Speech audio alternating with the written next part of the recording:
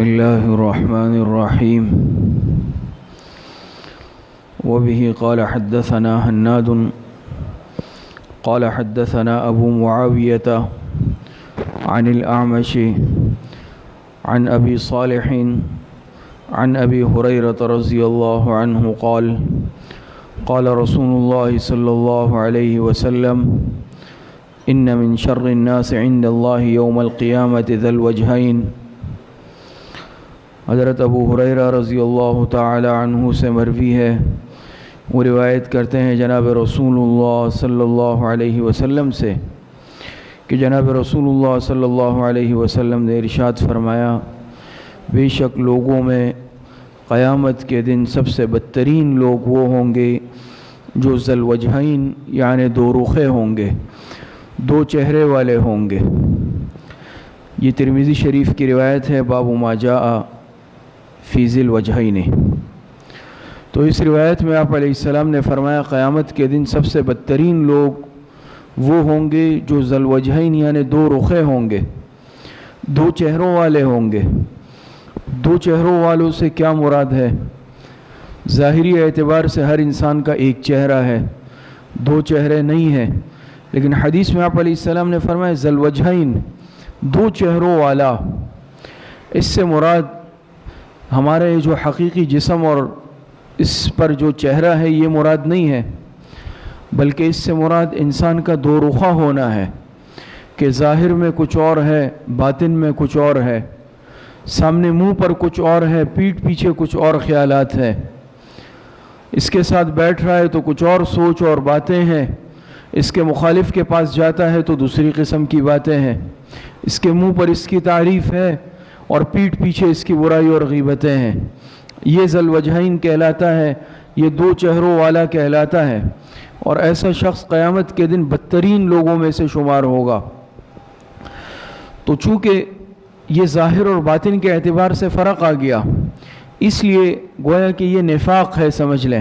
منافقت بھی اسی کو کہتے ہیں کہ انسان ظاہر میں کچھ اور ہے، باطن میں کچھ اور ہے، اسی کو منافق کہا جاتا ہے۔ منافقت کی دو قسمیں ہیں، یا نفاق کی دو قسمیں آپ حضرات پڑھ چکے ہیں نا۔ تو نفاق یہ نفق سے ہے، نفق کے معنی آتے ہیں سرنگ کے، سرنگ کو نفق کہتے ہیں نا عربی میں، تو اس کو بھی نفق کیوں کہتے ہیں؟ آپ دیکھتے ہیں کہ ایک سرے سے انسان داخل ہوتا ہے، آگے جا کے دوسرے سرے سے نکل جاتا ہے۔ سرنگ کے دو منہ ہوتے ہیں، دو راستے ہوتے ہیں، اس لیے اس کو نفق کہتے ہیں۔ تو منافق کو بھی منافق اس لیے کہتے ہیں کہ اس کی بھی دو شکلیں ہوتی ہیں، اس کے بھی دو چہرے ہوتے ہیں۔ جیسے ہم مشہور کہتے ہیں نا، ہاتھی کے دانت دکھانے کے اور ہیں اور کھانے کے اور ہیں، تو منافق کے بھی دو چہرے ہوتے ہیں۔ اس لیے سرنگ کو بھی نفق اس لیے کہتے ہیں کہ اس کے بھی دو سرے ہوتے ہیں، دو راستے ہوتے ہیں، ایک سے انسان داخل ہوتا ہے، دوسرے سے نکل جاتا ہے۔ تو منافق کو بھی اس لیے منافق کہتے ہیں کہ یہ بھی کیا ہے، دو چہروں والا ہوتا ہے۔ پھر نفاق کی دو صورتیں ہیں، ایک نفاق اعتقادی کہلاتا ہے، ایک نفاق عملی کہلاتا ہے۔ نفاق اعتقادی اس کا تعلق عقیدے سے ہے، اور قرآن کریم میں جہاں منافقین کا ذکر کیا گیا، جو وعیدیں آئی ہے، وہ نفاق اعتقادی والوں کے لیے ہے، جو حضور علیہ السلام کے زمانے میں تھے، جیسے عبداللہ ابن ابی ابن سلول رئیس المنافقین تھا، اور اسی طرح اور جو آپ علیہ السلام کے زمانے میں منافق تھے، تو وہ نفاق اعتقادی والے تھے۔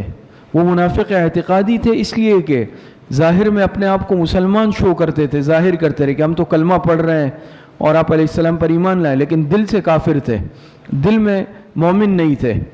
تو یہ نفاق اعتقادی، آج بھی اگر کوئی اس طرح ہوگا یہ نفاق اعتقادی میں شمار ہوگا، اور یہ کفر سے بھی بدترین ہے۔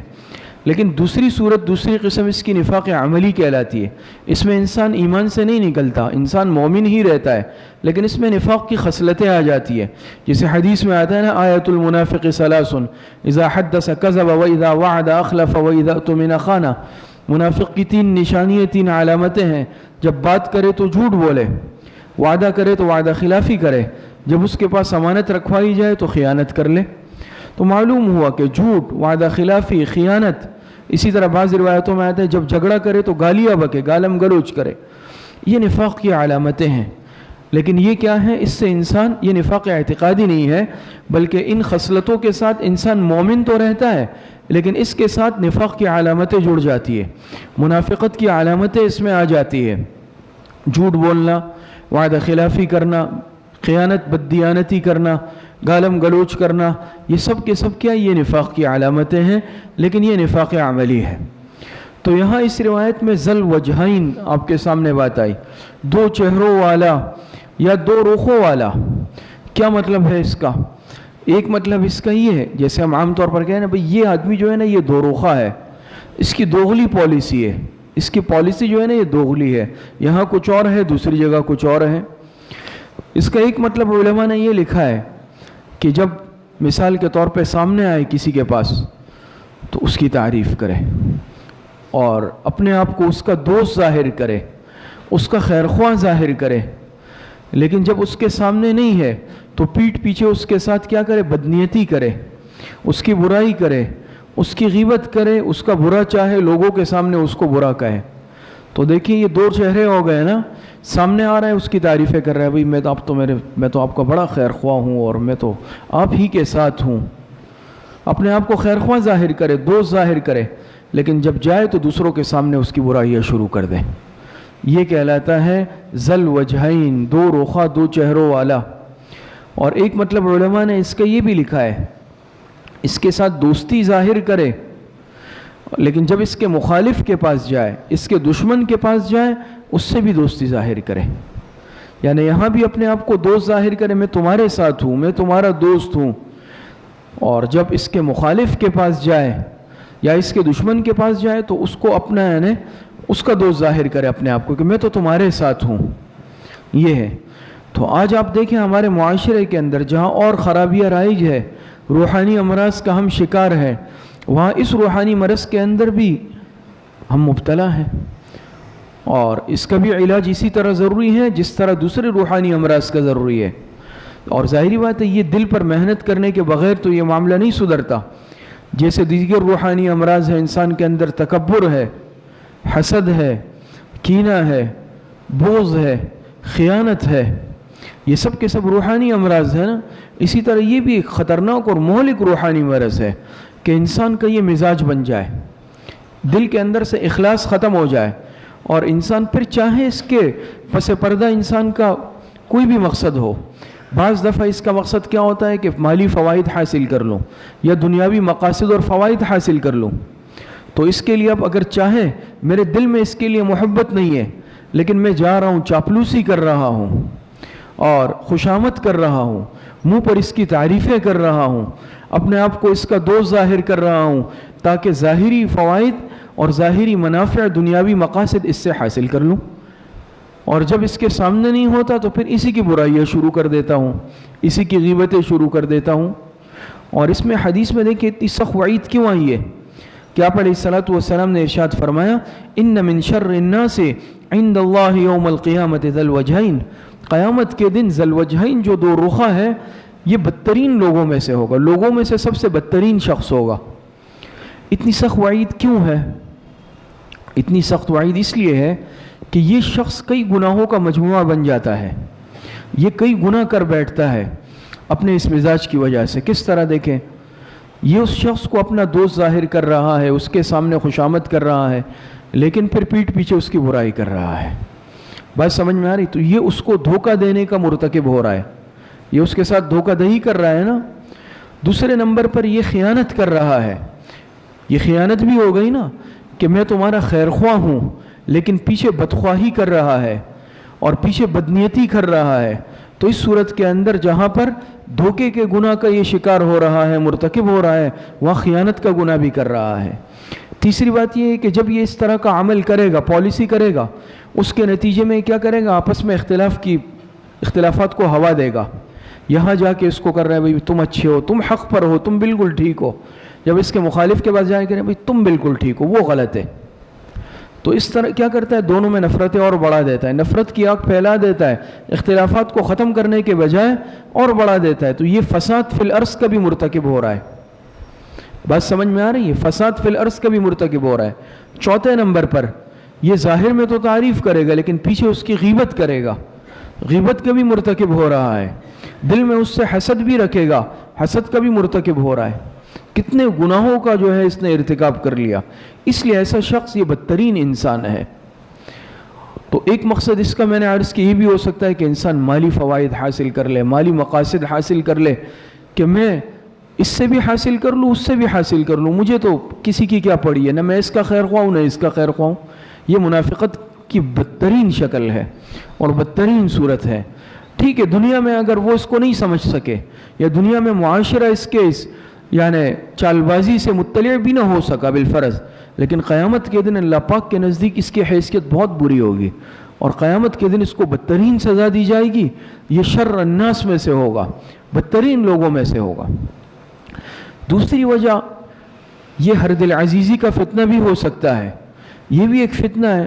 محدث العصر حضرت علامہ سید محمد یوسف بنوری رحمۃ اللہ علیہ نے بصائر و عبر میں کئی فتنوں کا ذکر کیا ہے، اس میں ایک حرد العزیزی کا فتنہ بھی لکھا ہے کہ آج کل یہ بھی ایک فتنہ نکلا ہے حرد العزیزی کہ میں ہر جگہ پر جو ہے محبوب بن جاؤں، اور اس کی بنیاد پر انسان حق کو بھی چھپاتا ہے، حق کا ساتھ بھی نہیں دیتا۔ کمزور ہوتا ہے، اگر کوئی کمزور حق پر ہے انسان اس کا ساتھ نہیں دے گا، طاقتور حق پر نہیں ہے ناحق ہے اس کا ساتھ دے گا۔ کس کی وجہ سے؟ اس کے طاقت اور پاور کی وجہ سے۔ آپ معاشرے میں دیکھتے ہیں ہر ایک اپنے یعنی آس پاس کا جائزہ لے لیں، اپنے معاشرے کا جائزہ لے لیں، اپنے خاندان کا جائزہ لے لیں، بعض دفعہ آپ کو یہ پالیسی نظر آئے گی سامنے کہ کسی کا اختلاف ہے مثال کے دو افراد کا، اس میں سے ایک کمزور ہے لیکن وہ بیچارہ سچا ہے، وہ حق پر ہے، اور ایک کے پاس مالی وسائل ہے، پاور ہے، طاقت ہے، لیکن وہ بالکل سراسر ناحق پر ہے، وہ ظلم کر رہا ہے۔ یہ جو تیسرا فرد ہے یہ اس کا ساتھ دے رہا ہے جو طاقتور ہے، اس لیے کہ میں اس کا محبوب رہوں۔ بات سمجھ میں آ رہی ہے؟ اور جو کمزور ہے اس کمزور کی مخالفت کر رہا ہے، حق کو چھپا رہا ہے، مداہنت کر رہا ہے، اور پاورفل کا ساتھ دے رہا ہے صرف اور صرف اس کی بنیاد پہ کہ اس کے پاس طاقت ہے یا وہ مالی اعتبار سے مضبوط ہے تو میں وہ منافع اس سے حاصل کر لوں۔ یہ کردار آج معاشرے میں ہمیں ہر جگہ نظر آتا ہے اور سب کو نظر آتا ہوگا۔ تو یہ بدترین کردار ہوتا ہے معاشرے کا۔ اور یا پھر یہ کہ میں ہر جگہ میری تعریفیں ہو جائیں، اس کے پاس جا رہے بھائی آپ ٹھیک ہو ماشاءاللہ، آپ بڑے اچھے آدمی ہو، وہاں چلا کہ نہیں بھی آپ اچھے آدمی ہو، آپ صحیح ہو ماشاءاللہ، تو اس معاملے کو صحیح نہیں کر رہا، یا حق کو حق نہیں کہہ رہا، غلط کو غلط نہیں کہہ رہا، سیاہ اور سفید میں کیا ہے؟ اختلاط کر رہا ہے، حق کا ساتھ نہیں دے رہا، باطل کا ساتھ دے رہا ہے، مالی فوائد کے لیے، اپنے آپ کو ہر جگہ محبوب بنانے کے لیے کہ میری تعریفیں ہو جائیں، یا میں ایک ایسا آدمی بن جاؤں کہ ہر ایک یعنی میری طرف دوڑا ہوا ہے، اپنے آپ کو ایسا ایک کردار بنائے، مخلص نہیں ہے، دل میں رتی برابر اخلاص نہیں ہے، اور اپنے آپ کو ظاہر کر رہا ہے کہ بس میں ہر ایک کے مسائل حل کر رہا ہوں، اور میں ایسا ہوں کہ ہر ایک کے ساتھ میں ہر ایک کی اچھائی چاہتا ہوں، میں چاہتا ہوں ہر ایک کا بھلا ہو جائے۔ باقی یہ ایک اللہ پاک کا نظام اور فطرت ہے کہ انسان ایسے شخص کو پہچان لیتا ہے، دل کے اندر ایک کیفیت آ جاتی ہے کہ سامنے والا کتنا مخلص ہے، کتنے پانی میں ہے۔ یہ اللہ پاک کا ایک نظام ہے، اللہ پاک نے ایمان والوں کو ایک فراست دی ہوتی ہے، انسان اپنی حقیقت چھپا نہیں سکتا، یہ بات یاد رکھیں۔ اور یہ بھی ہو سکتا ہے دوغلا کہ سامنے آ رہا ہے جی جی جی جی حضور جی بالکل، اور پیچھے جا رہا ہے تو برائیاں کر رہا ہے، بدنیتی کر رہا ہے، فساد پھیلا رہا ہے۔ یہ بھی بدترین دو رخ آدمی ہوتا ہے کہ سامنے منہ پہ تعریف کر رہا ہے اور پیٹھ پیچھے وہی آدمی کیا کر رہا ہے؟ منافقت کا کردار ادا کر کے اس کے ساتھ کیا کر رہا ہے؟ سارے گڑھے اس کے لیے کھود رہا ہے۔ بات سمجھ میں آ رہی ہے؟ تو اس کو سمجھنے میں تو کوئی مشکل نہیں ہے۔ تو آج ہمارے معاشرے میں یہ کردار ہر جگہ موجود ہے، اور ایسا انسان سمجھتا ہے کہ میں دنیاوی اعتبار سے تو بس ہر جگہ محبوب بھی بن گیا، مالی فوائد بھی مجھے مل رہے ہیں، اور شاید میرا سب کچھ ٹھیک ہے۔ لیکن یہ بھیانک انسان کی غلط سوچ اور بہت بڑی غلطی ہے کہ میرا سب کچھ ٹھیک ہے، قطعی طور پر سب ٹھیک نہیں ہے۔ جہاں تک تعلق آخرت کا ہے تو وہ معاملہ صاف ہے، سامنے ہے۔ حدیث میں آپ علیہ السلام نے فرما دیا کہ آپ علیہ السلام نے فرمایا ان من شر الناس عند اللہ یوم القیامت ذی الوجہین، قیامت کے دن تو اس کا معاملہ بہت خراب ہے۔ جہاں تک دنیا کا تعلق ہے، ہو سکتا ہے کہ یہ اپنے اس کردار کو، حقیقت کو، بدنیتی کو چھپانے میں کامیاب ہو جائے لوگوں سے، اور کبھی امکان اس کا بھی ہوتا ہے اللہ پاک اس کے چہرے سے پردہ دنیا میں بھی ہٹا دیتے ہیں، اور اس کا یہ مکروہ چہرہ پوری دنیا کے سامنے آ جاتا ہے۔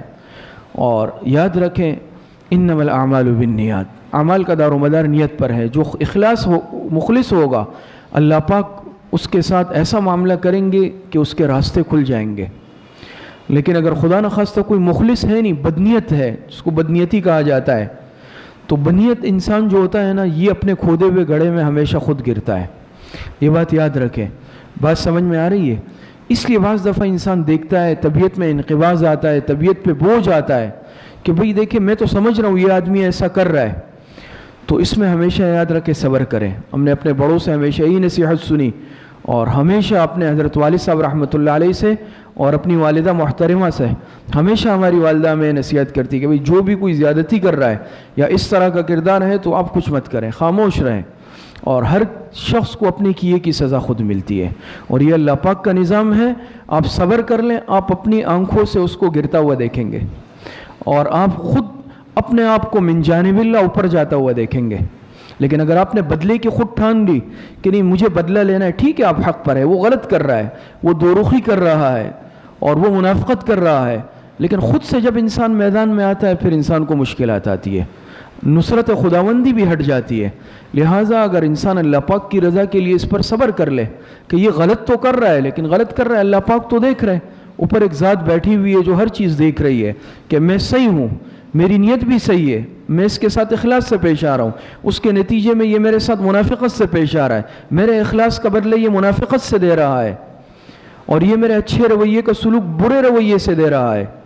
یہ ہر انسان دیکھتا ہے، ہر انسان اپنے آپ کو دیکھ لے اور اپنے معاشرے کو، اپنے معاملات کو دیکھ لے، ہر ایک کے ساتھ یہی صورتحال ہوگی۔ آپ صبر کر لیں، اللہ پاک کی رضا کے لیے خاموش ہو جائے، آپ کچھ مت کریں، تو آپ اس کے نتائج خود دیکھیں گے۔ اللہ پاک کی طرف سے اس کے کیا نتائج آتے ہیں؟ جو انسان مخلص ہوتا ہے، صبر کر لیتا ہے، وَمَن يَتَّقِ وَيَصْبِرْ فَإِنَّ اللَّهَ لَا يُضِيعُ أَجْرَ الْمُحْسِنِينَ، جو اللہ کے لیے تقوی اختیار کر لے، صبر کر لے، ایسوں کا اجر اللہ پاک ضائع ہونے نہیں دیتے۔ آپ دیکھیں گے اللہ پاک آپ کے راستے کھولیں گے، اللہ پاک آپ کو ترقی پہ ڈال دیں گے، اور آپ دیکھیں گے کہ کوئی اگر اس طرح کا کردار ادا کر رہا ہے کچھ عرصے کے لیے تو ظاہری طور پر محبوب بننے کی کوشش کرے گا، آپ کو نقصان پہنچانے کی پس پردہ گھڑے کھودنے کی کوشش کریں گا، لیکن آپ کچھ عرصے بعد دیکھیں گے اسی گھڑے میں اس کو گرا ہوا پائیں گے۔ اللہ پاک صحیح عمل کی توفیق عطا فرمائے۔ الحمدللہ رب العالمین والعاقبۃ للمتقین والصلاۃ والسلام۔